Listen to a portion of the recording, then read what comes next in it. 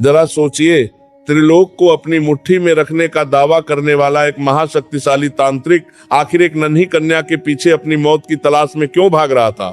कटरा की इन शांत वादियों में हजारों साल पहले अभिमान का नंगा नाच चल रहा था। भैरवनाथ को अपनी सिद्धियों पर इतना गुमान था कि वह साक्षात जगत जननी को अपनी दासी बनाने का दुस्साहस कर बैठा। हकीकत तो यह है कि यह केवल एक पीछा नहीं था, बल्कि सर्वनाश की ओर बता हुआ उसका आखिरी कदम था। अनुशासन देखिए, आदि शक्ति ने एक सुकुमार कन्या का रूप धरा था ताकि वे दुनिया को बता सकें कि जब पाप का घड़ा भरता है तो अंत कितना भयावह होता है।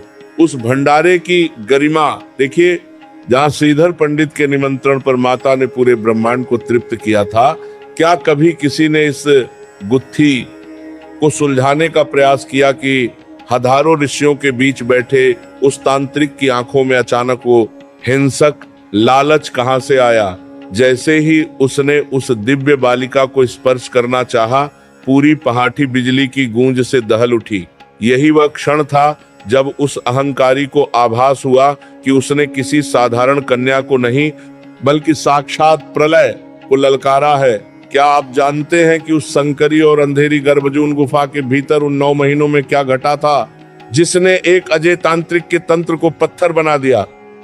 त्रिकुटा पर्वत की गोद में छिपी यह गुफा कोई मामूली कंदरा नहीं, बल्कि ब्रह्मांड का सबसे बड़ा ऊर्जा पुंज थी। वास्तविकता तो यह है कि माता वैष्णवी वहां 9 मास तक उसी अवस्था में रही जैसे एक शिशु मां के गर्भ में सुरक्षित रहता है। वे अपनी शक्तियों को उस अंतिम महायुद्ध के लिए संचित कर रही थी।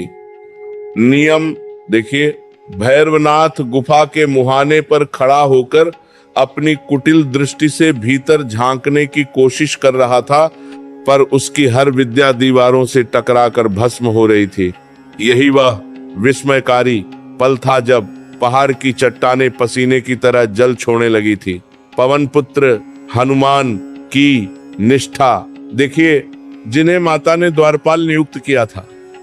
हनुमान जी जानते थे कि आज साक्षात महाकाली का प्रकटीकरण होने वाला है और जो ज्वाला भीतर धधक रही है उसे शांत करना देवताओं के बस में भी नहीं है।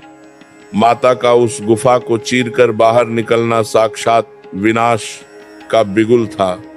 यहाँ की हवा में आज भी उस चंडी की हुंकार गूंजती है, जिसे सुनकर काल के भी पसीने छूट गए थे। कल्पना कीजिए उस खौफनाक मंजर की, जब त्रिलोक को हिलाने वाले तांत्रिक का कटा हुआ सिर पहाड़ की चोटियों से नीचे गिरा और पूरी घाटी में प्रलय जैसी गूंज उठने लगी। माता वैष्णवी अब उस शिखर की ओर बढ़ रही थी जहां आज मुख्य भवन है। पीछे पीछे भैरवनाथ अपनी अंतिम आसुरी शक्तियों के साथ पागलपन की हद तक पीछा कर रहा था। सच तो यह है कि यह केवल एक युद्ध नहीं, बल्कि अधर्म और शक्ति का वो अंतिम टकराव था जिसका अंत निश्चित था। जैसे ही माता पवित्र गुफा के द्वार पर पहुंची, उन्होंने अपना कन्या रूप त्याग कर अष्टभुजाधारी महालक्ष्मी का विकराल रूप धारण कर लिया। उस खड्ग की आभा देखिए, जिसकी चमक से सूर्य का तेज भी फीका पड़ गया। जैसे ही भैरवनाथ ने झपट कर माता को छूना चाहा, मां के एक ही प्रहार ने उसका मस्तक धड़ से अलग कर दिया। वह दृश्य इतना भयानक था कि सिर उड़ता हुआ कोसों दूर जा गिरा।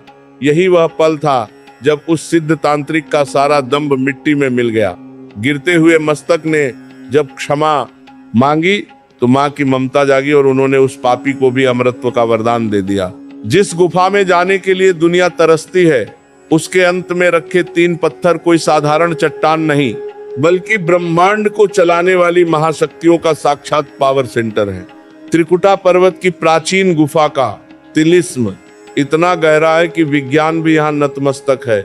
यथार्थ तो यह है कि भैरव वध के बाद माता ने अपनी लीला समेटकर इन 3 पिंडियों में अपनी पूरी ऊर्जा समाहित कर ली।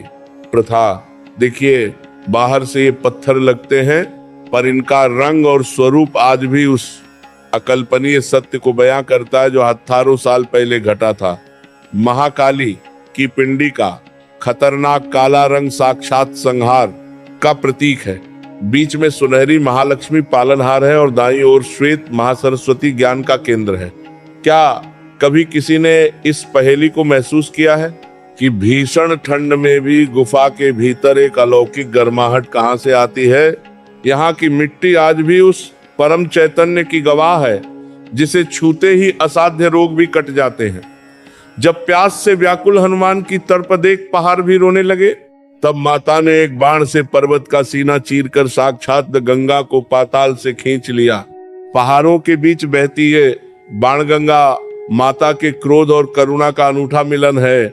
हकीकत तो यह है कि जब हनुमान जी को तीव्र प्यास लगी तो माता ने अपने धनुष से एक ऐसा प्रचंड बाण छोड़ा कि धरती का सीना फट गया।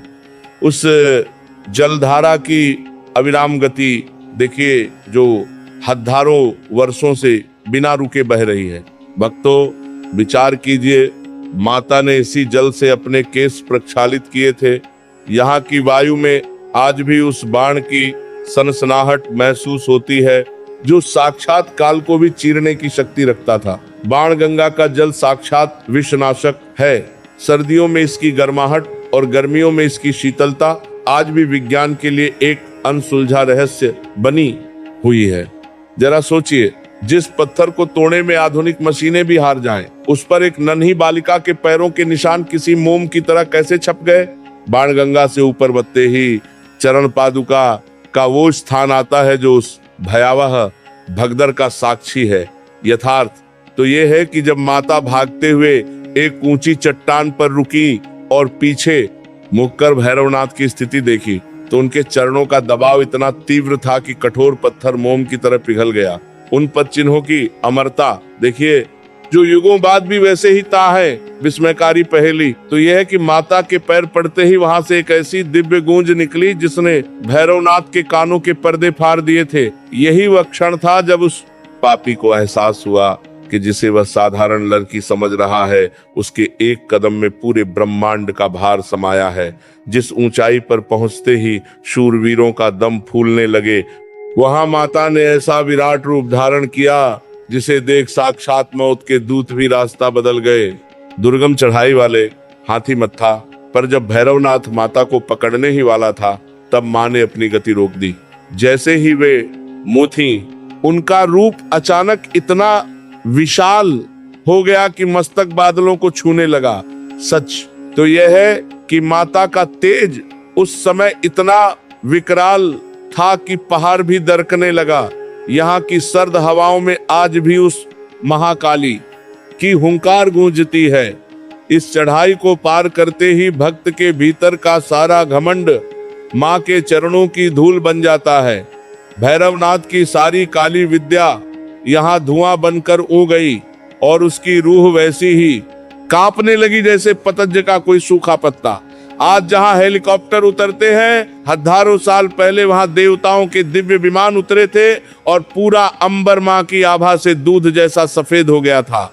हाथी मत्था की चढ़ाई के बाद माता सांझी छत पहुंची।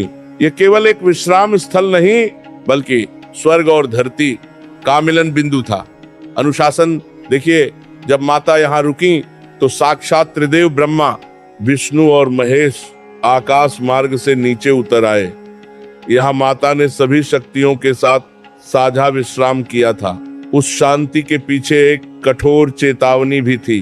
देवताओं ने भैरवनाथ को आखिरी बार चेताया था कि अब भी लौट जाओ वरना विनाश तय है। यहाँ की हवा में आज भी वैसी ही शुद्धता है जैसे किसी महायज्ञ के बीच होती है। जिस गुफा के द्वार पर आज लाखों भक्त जयकारे लगाते हैं, हर साल पहले वहां साक्षात काल खड़ा था और माँ के भीतर जाते ही पाताल लोक भी कांप उठा था। माता अब अपने अंतिम पठाव भवन पर थी। यह मुख्य गुफा एक जागृत द्वार था जो सीधे परब्रह्म की ओर जाता था। हकीकत तो यह है कि जैसे ही माता भीतर पहुंची, गुफा के पत्थर लहू की तरह लाल हो गए और साक्षात भगवान नरसिंह की छाया ने भैरवनाथ के होश उठा दिए।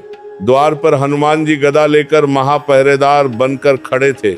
जैसे ही माता ने भीतर कदम रखा, हजारों सालों के सन्नाटे में एक साथ करोड़ों सूर्यों का प्रकाश फैल गया। यह दृश्य इतना भयानक था कि भैरवनाथ की आंखें पत्थर की तरह जम गईं। यहाँ की चट्टानें आज भी उस महाचंडी के स्पर्श की गवाह है। जब माता ने पिंडी रूप लिया तो गुफा के भीतर ऐसी दिव्य ज्योति प्रकट हुई जिसने सूरज को भी अंधकार जैसा महसूस करा दिया और काल के पहिए को रोक दिया। भैरवनाथ के अंत के बाद माता ने उन 3 पिंडियों में अपनी अनंत ऊर्जा को स्थापित किया। सच तो यह है कि ये पिंडियां ब्रह्मांड के उस महाप्रलय और नई शुरुआत का केंद्र है। नियम देखिए, जब कलयुग अपने चरम पर होगा तब इन पिंडियों से वही विनाशकारी ज्योति फिर निकलेगी जो अधर्म का समूल नाश कर देगी। माता वैष्णो देवी का यह दरबार साक्षात मोक्ष का द्वार है। रहस्यमय सत्य तो यह है कि आरती के समय पिंडियों से ऐसी सुगंध आती है जो इस पृथ्वी के किसी फूल में नहीं। यह केवल एक यात्रा नहीं बल्कि उस अनादि शक्ति की शरण में जाने का आह्वान है जिसके बिना यह संसार केवल एक शून्य है।